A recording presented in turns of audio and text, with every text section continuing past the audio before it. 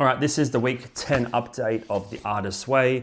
This week is about recovering a sense of self-protection. I think I mentioned it 2 weeks ago. I feel this sense of completion coming because obviously 12 weeks is 12 weeks and I'm at week 10 now, and I feel like I should have more answers and more clarity as I'm approaching the end, but I'm consciously trying to just override and overcome that mental thought each week as I'm doing the pages and the tasks and the artist dates. So I'm not letting that thought enter my mind because I'm just going to start stressing out, feeling like I should have more answers or clarity, but I can't really force those things. It's just about letting the growth and the blockages unfold and unravel on their own. So basically this week is about a sense of self-protection. The title page, as always, isn't very indicative of what the chapter is about, in my opinion. But I'll just jump straight into the chapters, or the chapter sections rather, of this week. So it just starts with the heading, Dangers of the Trail. So it says, creativity is God energy flowing through us, shaped by us, like light flowing through a crystal prism. And just as every creative person has a myriad of ways to block creativity. So I usually just make some notes here. Obviously, if you watched other videos, you might be aware of that. But in terms of the thought that there's creative energy like flowing through us is always there. It's kind of our job to block out the resistance and block out the noise and be more attuned and attentive to it. That's basically what the entire course is about. So I just wrote, we are a conduit. So if we have less obstructions, we have a clearer path and then a cleaner signal. And then obviously the artistic flow is more wholesome and more true and honest and authentic. Yeah, just the first part of the chapter is about realizing the energy, the flow is always there. It's our job to tap into it. And you've probably heard, I know I have, a lot of musicians and stuff talk about songs just like fall out of the sky. They can write a hit song in 4 minutes. It just kind of comes to them. Now that might be repetition, that might be just experience or with the instrument and performing and crafting. But I feel like there is probably some portion of those anecdotes where it just literally just comes out of nowhere and there's no real explanation for it. Stephen Pressfield calls it the muse. And yeah, it's just sometimes the things are just there. I've mentioned it before on my morning pages. Sometimes poems just fall out for no apparent reason. They might not be great poems or really fully fleshed out, but the ideas just can't kind of just fall out of nowhere, which is always a fun experience. And you can feel it happening a lot of the time. If you have the ability to extend and prolong that feeling, you can really just enter a flow state quite naturally, which is kind of what happened on this week's artist date, and I'll touch on that shortly. But yeah, it just talks about a bunch of blocks. And this week was kind of talking about more specific blocks in terms of common vices like alcohol and sex and drugs and things like that. Yeah, kind of more abusive blocks as opposed to just blocks that might be like psychological or yeah, just ones we've carried through from younger age and stuff like that. They're far more harder to break and overcome than just thinking about how someone made you feel 20 years ago. And it just says here, rather than paint, write, dance, audition, and see where it takes us, we pick up a block. So a block is basically just comfort, and then to unblock is basically you're seeking discomfort. The purpose of this book is to unblock yourself. So you're purposefully trying to be unblocked, obviously, and then that is a not very comforting feeling. There's a lot of discomfort involved. You're getting into a lot of weeds and sticky points that you might not have thought about previously. So the entire book is about putting yourself in a place of discomfort on purpose. Yeah, another one of the major blocks, and probably something that I resonate with more, is this idea of workaholism. Julia says, if people are too busy to write morning pages or too busy to take an artist date, they're probably too busy to hear the voice of authentic creative urges. So again, this thing about self-awareness and being attuned and attentive to what our needs are. And if we're skipping the easier parts, like doing the morning pages, it takes a little bit of time, but there is a lot of growth that can come from that. So if you're trying to do this course and you're skipping over the easier things like the morning pages and the artist state, which are supposed to be kind of fun and playful, then you really have no hopes of tapping into the creative urges that lie underneath. So it's basically just stop procrastinating on the the daily work in terms of the morning pages and stuff. That's something that I was not resistant to at the start of this course, but I knew that work and this kind of productive procrastination overrides a lot of what I do and makes me second guess a lot of things. That's just the nature of like what I do in my business. I'm reiterating and trying to refine systems and processes, and that has bled continuously across to the creative side of things. And it's definitely the most common theme that's been spread or interwoven across all the weeks and basically all the pages and all these video check-ins that I've been doing. She just says here that for a workaholic, work is synonymous with worth, and that's basically how I feel. I haven't had much really self-worth linked to other elements of life in terms of creativity or really like financial stuff or anything. It's always been my work ethic where I've derived my worth from. Sorry, and my screensaver's gone on and I've gone blue. Yeah, even an hour of creative work and play can go a long way toward offsetting the sense of workaholic desperation. I've been aware of it for a while, but it's again, another thing that's being reiterated and helpful to reframe and think about. So she says, an alcoholic gets sober by abstaining from alcohol. A workaholic gets sober by abstaining from overwork. So not necessarily just work, but this sense of overwork or overtime. I know that I've seen interviews and stuff with people that are alcoholics and go to AA and things. For them, it can be quite a battle to not pick up the bottle a lot of the time, but you can technically find ways to build your life around avoiding it completely. Whereas someone that's overeating all the time and like a binge eater, you can't really avoid eating. You have to eat it in some capacity. So it's almost harder in some capacity to do that because you've got to confront it multiple times a day as opposed to being able to completely remove it from your life.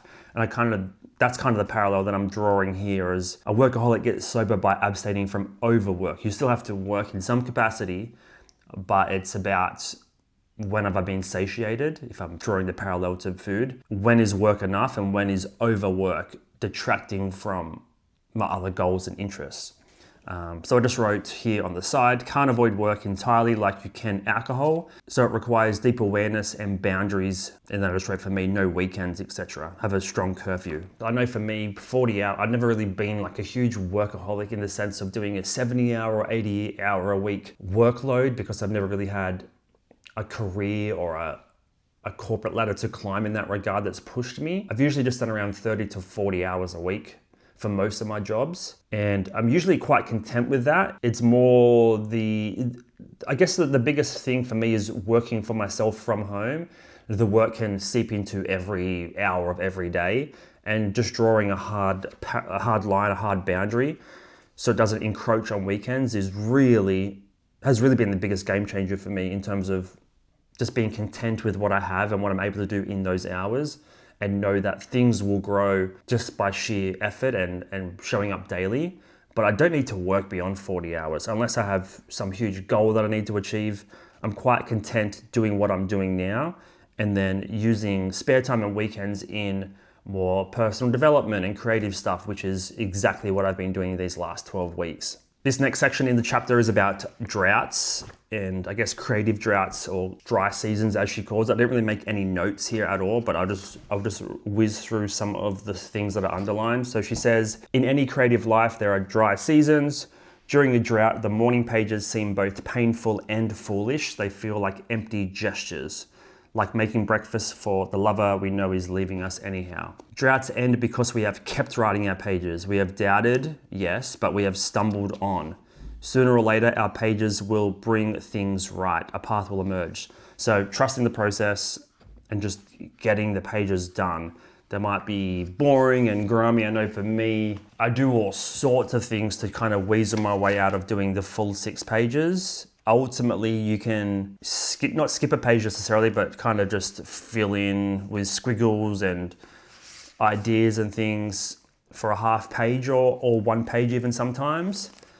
But that only serves you for a brief period because tomorrow you have to show up, you have to do 6 more pages and there's no point even doing the exercise if you're going to be shortcutting every single day of the week. I understand, and this is just talking to myself obviously, that sometimes I'll want to wiggle out and make a faster exit out of the pages to get back to life and to get out of that discomfort that the pages sometimes bring up. But really, you can't do that day in, day out. It defeats the entire purpose. So yeah, sometimes they are painful. Sometimes they do feel like empty gestures, but trusting that the right path will emerge. And it might not even be the right path. It might just be a path that's suitable for this current climate. Hence why doing it every day will present new paths and new opportunities and just continual thinking about what you're thinking about. So the point of the work is, this next bit goes on to fame, and it says the point of the work is the work. Fame interferes with that perception. Instead of acting being about acting, it becomes about being a famous actor. And I kind of watched a few things this week on YouTube, and I believe I mentioned it in my Field Notes newsletter over on Substack. Actually, I think it was a Ben Affleck interview on Theo Von's podcast that was kind of talking about this. And yeah, just making sure that you're aware of the trappings, I suppose, and doing the work for the work's sake, not doing the work for fame or notoriety's sake. So she also says here, fame is really a shortcut for self-approval. Try approving of yourself just as you are and spoiling yourself rotten with small kids' pleasures. What we are really scared of is that without fame, we won't be loved as artists or as people. So it's kind of like numbers and views and subscribers or magazine features or shares or just digital currency can really fuck with your head a lot, especially when you're trying to create in public and put things out for the world to see.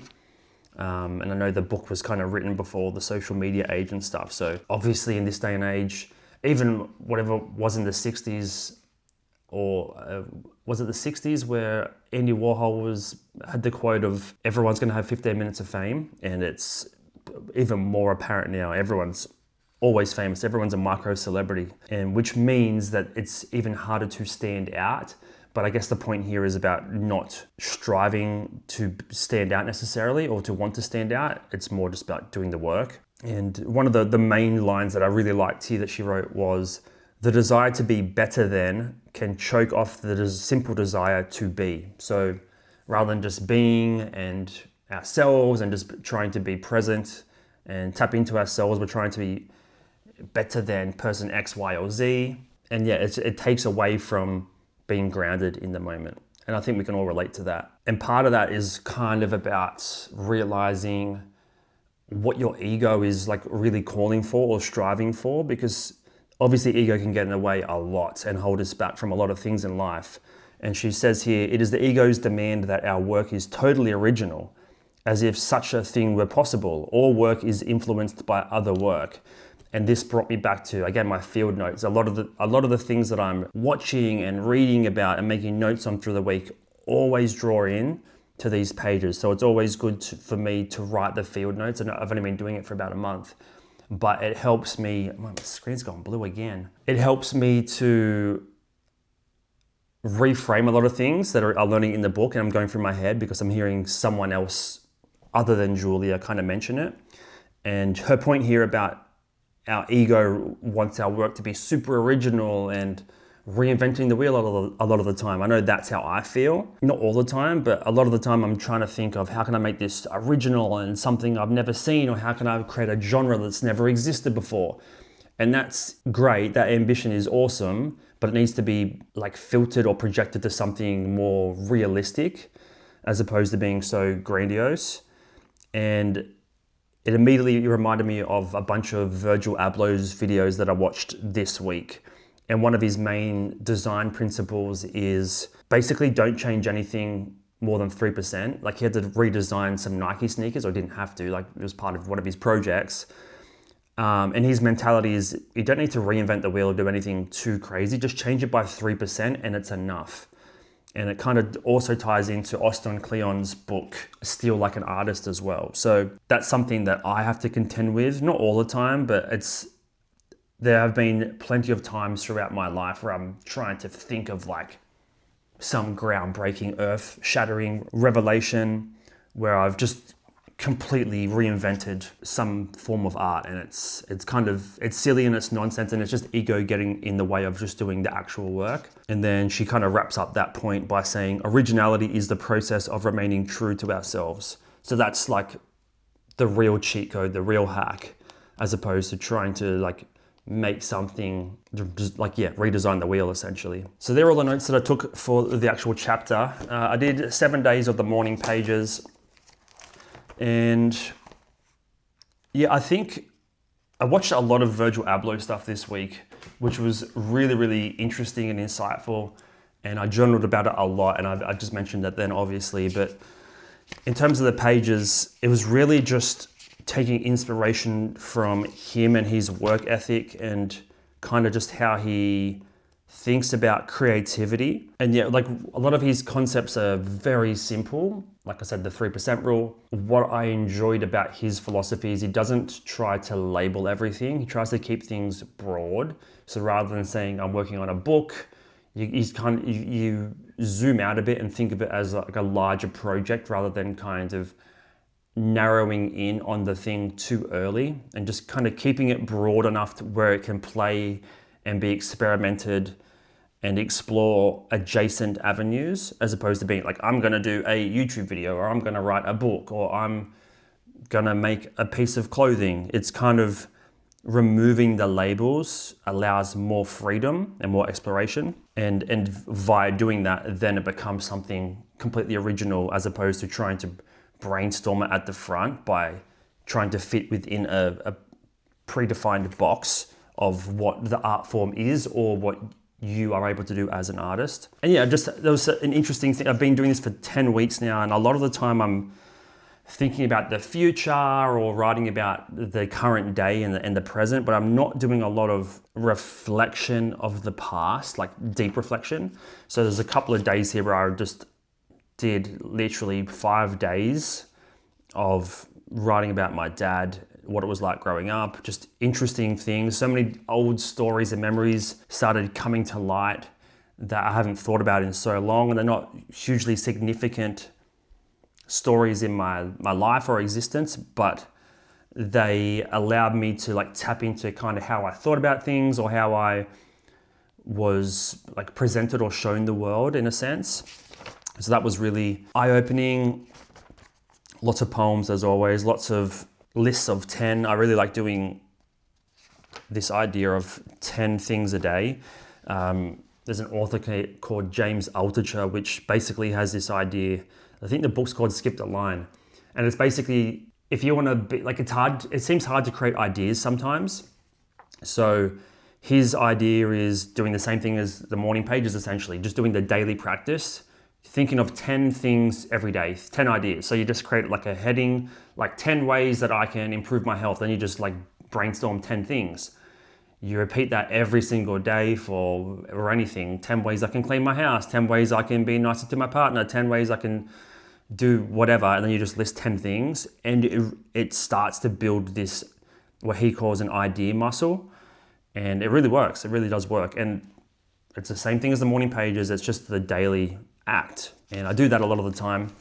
And it is a way of filling in half a page, granted, but it's kind of weaving in two practices into one, which I think is valuable. So yeah, 7 days in the morning pages, which was great, helped by the long weekends. In terms of the art estate, I didn't really pick anything. Sorry, something just flew in my eye here. The screen's been going blue and something just flew in my eye. So I'm gonna have a red eye for the rest of this video. For the art estate, I didn't pick anything again. A lot of the weeks leading up to this, I would just kind of pick something earlier in the week, and obviously I'd be aware of it for the rest of the week of what I was going to do. This week I didn't like pick anything in advance. I was kind of mulling it over all week. I was just in the mindset of by Sunday I'll just figure it out and pick something. So really not putting any intention behind it, which shows that I'm becoming careless with it, because I'm not sure. I feel like the weeks are closing in and I need to make the last 2 or 3 of them really worth it and worthwhile, and I've really got to overcome that kind of mindset and just be more playful and enjoy it.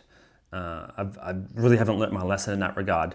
Regardless, it kind of came to me naturally and organically on Saturday. I had the day off, didn't really have anything going on, had no work. I knew that there was some time allocated on Sunday to do an artist date, and I kind of just fell into it on the Saturday. So while I was doing my field notes, writing those out, and watching some like Virgil Abloh content and some other designer content, it got me thinking and just working on stuff immediately. So by learning about Virgil Abloh, I learnt about this other designer. Let me make sure I get his name right. Massimo Vignelli is an Italian designer from the 1960s. He designed one of the original New York City subway systems. It's a very iconic design and typography and stuff. And it just got me super inspired and interested in typography and fonts. I remember when I was reading the Steve Jobs biography, I think is it Walter Isaacson? Don't have the book anymore.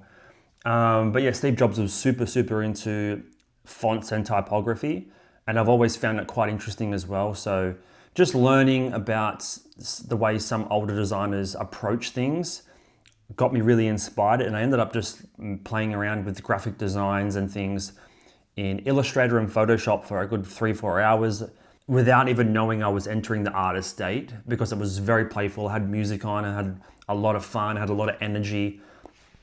And I kind of just fell into it by accident, I suppose. And I don't know that I would have had that much fun or playfulness if I had have structured the artist date too far in advance, or thought about it too much. Just like kind of dropping in and falling into that it was just yeah, I don't know, it just felt way more natural. And obviously I needed free time to be able to sit and do that, but it felt way more organic and natural to just let it come to me and fall to me, just like an idea or a piece of art might itself. The actual date just kind of fell in my lap, and that's what I did. Yeah, just played around with different fonts.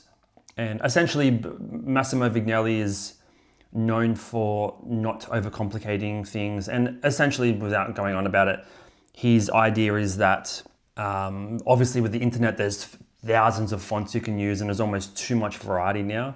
So his whole idea is keep 6 main fonts that you just cycle through, because they all have a different kind of tone and feeling and sentiment when someone can read it. And so I just picked 6 that I liked that kind of fall in his philosophy, and that's what I did. I kind of just, I guess it's personal branding and graphic design stuff kind of tied into one. And yeah, had a lot of fun doing that. So in terms of the tasks, I did 3 of them this week. One of them was by far the most, I guess, powerful or emotionally sensitive task that I've done. There's a reason it's in week 10 and not week 2, because if this was in week 2, you'd probably just pack your bags and go home. So the whole idea is basically you get 7 bits of paper and you write on each of them alcohol, drugs, sex, work, money, food, family and friends. You fold them up, put them in an envelope or a hat or something, and you just draw them randomly. You draw one out, then you write 5 points about negative impacts they've had on your life. So if you draw alcohol, you write 5 things that have been negatively impacted in your life by whatever's on the piece of paper. And then you fill out the 5 things, you put it back in, and you draw again until you've done that 7 times. And then if you draw the same one twice or more, you still have to do the dot points on that. So it's kind of randomized therapy in a sense. So there were 7 things. I had 6 of them the same, and then drugs came up for me twice. So completely random. I'm not going to go through them because they're very, very personal, and that's not what we're here for. We're here for learning and growing and kind of expressing. But with ChatGPT, I've kind of summarized all of the stuff that I entered to get a clearer view of the negative impacts of these 7 things I've had in my life. So without getting into it too much, it's really feeling like an outsider is a big key thing across friendships, sexual relationships, social settings, even business, just feeling like an outsider and not belonging, kind of being the third wheel or outside the main circle. And I've always kind of been aware of that. I've kind of embraced that and pushed myself further into that zone a lot of the time. But there's only so long you can be an outsider for, right? I don't want to be a recluse living in the mountains by myself forever. So that was a big theme that kept appearing. Self-sabotage was another big thing that kept appearing. And that came in the form of, as she was saying in the chapter earlier, these vices that we use to like escape reality, drugs, sex, whatever it is, creative cages and blockages in that sense. And yeah, just self-sabotage. There was another consistent theme about scarcity and playing it safe and kind of being risk averse and not taking too many chances, either because I don't have the financial funds or I just feel like I have to like hold everything close and be frugal because it could all go away in a second. And kind of, yeah, scarcity is another big one. And then just this desire for integrity and mastery. So underneath all like the more painful points, there's a hunger for excellence and respect and meaning and connection and thoughtfulness, which again, I guess that the main reason for that is to overcome the scarcity and to overcome the feeling of being an outsider. So that was a really, really, really powerful task compared to most of them. I mean, there was weeks where we were asked to pick up rocks and flowers and things. So I don't mind doing the uncomfortable things like this. I kind of grapple with them in the morning pages all the time. I'm not afraid of them or shying away from them really. I'm happy to kind of unearth them because there's such value in doing that. So one of the other tasks that I did this week was called Touchstones, and it basically says make a list of things you love and basically little things like textures or smells or foods and things like that. Any kind of sensory pleasure that we constantly are reinvigorated by. And yeah, it's kind of just like make sure you're aware of these and do them all the time. So mine was pillows, Twilight, not the movie, the actual time of day, cookies, showers, pop punk, salted nuts, watermelon, wood scents, Archie, my dog, he smells good. I like buttons on devices, I realized. Like, it's not even about the texture or I just like buttons. And obviously with an iPhone and things like that, there's not many buttons to press anymore. And my buttons get pressed quite easily anyway. So there's something to do with buttons there. Fresh towels and sheets. It's like a textural thing. And then old jazz and funk from 60s and 70s. So it's kind of just about remembering these things are like quick fixes to tap into like your emotional like happy state, I suppose. So just having them as a quick cheat sheet. If you're feeling down or something, you can kind of just pull one of these out. So for me, I'll smell my dog and listen to pop punk while eating salted nuts. And then the final task is called the bottom line. So it says, working with your answers to the questions above, try setting a bottom line. Begin with 5 of your most painful behaviors. So it's kind of just planting non-negotiables that you want to commit to for the future. So mine were, I will no longer choose work over creativity on weekends. So putting a cap on that work time. Number 2 is I will no longer use my past limitations as evidence against my future. So not allowing the things I was limited by in the past, like mental blocks and things, to dictate what I'm capable of in the future. Number 3 is I will no longer shame myself for needing slow seasons. So right now I'm in the middle of a slow season. I'm taking control on my life and creativity and everything and just taking things slow and being humble enough to know that this is what I need right now and not judging myself for that. And then obviously continuing that mindset in the future, knowing when I'm allowed to slow down and not feeling bad about it because it actually will re-energize me to come back stronger. Number 4 is I will no longer measure my worth by financial milestones alone. And number 5 is I will no longer frame seriousness as being superior to play. That's a big one for me. Being an adult, being a small business owner, trying to be like an upstanding citizen, I suppose. There's this need to be serious all the time. I'm not like deadly serious, like I'm quite playful. I'm self-deprecating and things like that. But to be truly playful and to just be a kid, that holds a lot of value. And I think there's a lot to be learned by just turning off that serious mode more frequently and being more playful. So not seeing seriousness as being more superior, it can be almost an equal weighting perhaps. So that's week 10. I'll see you guys next week for week 11 of the check-in.